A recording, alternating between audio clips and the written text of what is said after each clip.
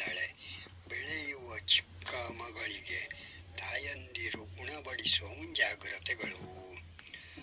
ಮಗಳೇ ಮಗಳೇ ನೀ ದೊಡ್ಡವಳಾಗಿದ್ದಿ, ಮಗಳೇ ಮಗಳೇ ನೀ ದೊಡ್ಡವಳಾಗಿದ್ದಿ, ಇನ್ಮೇಲೆ ನೀನು ಬಹುಜಾಗ್ರತೆಯಲ್ಲಿ ಯಾವಾಗಲೂ ಇರಬೇಕು. ಹುಡುಗ ಗಂಡಸರೊಡನೆ ಮುಟ್ಟದಿರುವಂತಿರಬೇಕು.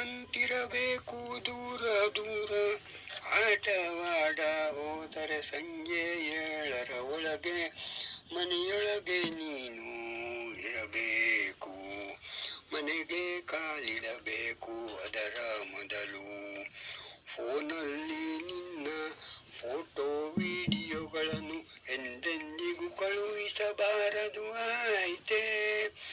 ಜಾಗ್ರತೆಗೆ ಲಿಮಿಟ್ ಇಲ್ಲ, ಎಷ್ಟೆಂದರೂ ನೀ ಚಿಕ್ಕವಳು, ಮಗು ತಾನೆ. ವಿಶ್ವವನ್ನು ತಿಳಿಯಲೇಬೇಕುಂಟು ಇನ್ನೂ ಎಷ್ಟೋ ಎಷ್ಟೋ ಎಷ್ಟು ತಿಳಿಯುತ್ತೀನಿ ಮುಂದೆ ಮುಂದೆ ಹೀಗೆ.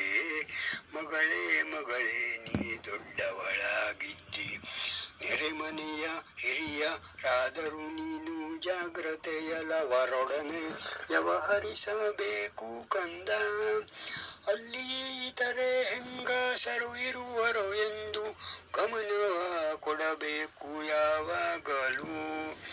ಇರದಿದ್ದರೆ ನೀನು ಒಳ ಹೋಗದಿರುವುದೇ ಲೇಸು. ಹೋಗಬೇಕಾದರೂ ನಿನ್ನ ತಮ್ಮ ತಂಗಿ ಅಕ್ಕ ಇತರೆ ಯಾರಾದರೂ ಸರಿಯೇ, ನೀನು ಜೊತೆಯಾಗಿ ಹೋದರೆ ಸರಿಯಾದ ಮಾರ್ಗ.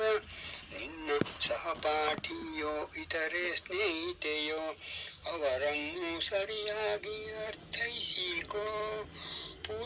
ಪೂರ್ಣವಾಗಿ ನಂಬದಿರು, ಇದು ನಿನ್ನ ಉಳಿವಿಕೆಗೆ ಸಹಕಾರಿಯಾಗುತ್ತದೆ. ನಂಬಿದಂತೆ ನಾಟಕ ಮಾಡುವ ಅರಿವ ಕಲಿತುಕೋ ಒಳ್ಳೆ ರೀತಿಯಲ್ಲಿ. ಇವಾಗಿನ ಕಾಲ ಕೆಟ್ಟು ಹೋಗುತ್ತಲಿದೆ, ಒಬ್ಬರನ್ನೊಬ್ಬರು ಅನುಮಾನದಲ್ಲಿ ನೋಡುವುದರಿಂದ ನಾವು ಕೂಡ ಅದಕ್ಕೆ ಹೊಂದಿ ನಾಟ್ಯವನ್ನಾಡುವ ಕಲೆಯ ಕಲಿಯಬೇಕು. ಪರವೂರುಗಳಿಗೆ ಪ್ರವಾಸ ಇದ್ದರೆ ನೀ ಒಬ್ಬಳೇ ಹುಡುಗಿ ಆದರೆ ಬೇಡ ಟ್ರಿಪ್ಪು.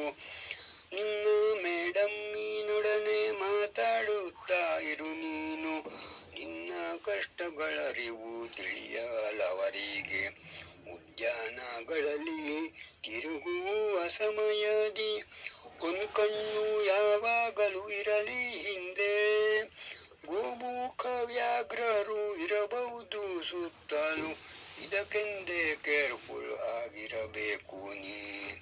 ಮಗಳೇ ನೀ ದೊಡ್ಡವಳಾಗಿದ್ದೀಯ, ನಿನ್ನ ವಸ್ತ್ರಗಳನ್ನು ನೀನೇ ಒಗೆಯಲು ಬೇಕು, ಇತರರಿಗೆ ಕೊಡಬೇಡ ಯಾವಾಗಲೂ.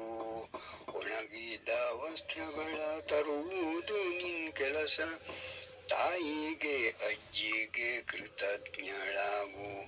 ಮಗಳೇ ನೀಗ ದೊಡ್ಡವಳು, ಹೆದರಬೇಡ ನೀ ದೊಡ್ಡವಳೆಂದು. ವಾಸ್ತವ್ಯ ಇದು ಸ್ತ್ರೀ ಸಂಕುಲಕ್ಕೆ. ವಾಹನ ಚಲಾವಣೆ ಮಾಡುವಾಗಲೂ ಬಲು ಜಾಗ್ರತೆಯಲ್ಲಿ ಇರಬೇಕು, ಬಲು ಜಾಗ್ರತೆಯಲ್ಲಿ ಇರಬೇಕು. ಮಗಳೇ ಮಗಳೇ ನೀ ದೊಡ್ಡವಳಾಗಿದ್ದಿ, ಇನ್ಮೇಲೆ ನೀನು ಬಹು ಜಾಗ್ರತೆಯಲ್ಲಿ ಯಾವಾಗಲೂ ಇರಬೇಕು, ಯಾವಾಗಲೂ ಇರಬೇಕು. ಮಗಳೇ ಮಗಳೇ ನೀ ದೊಡ್ಡವಳಾಗಿದ್ದಿ.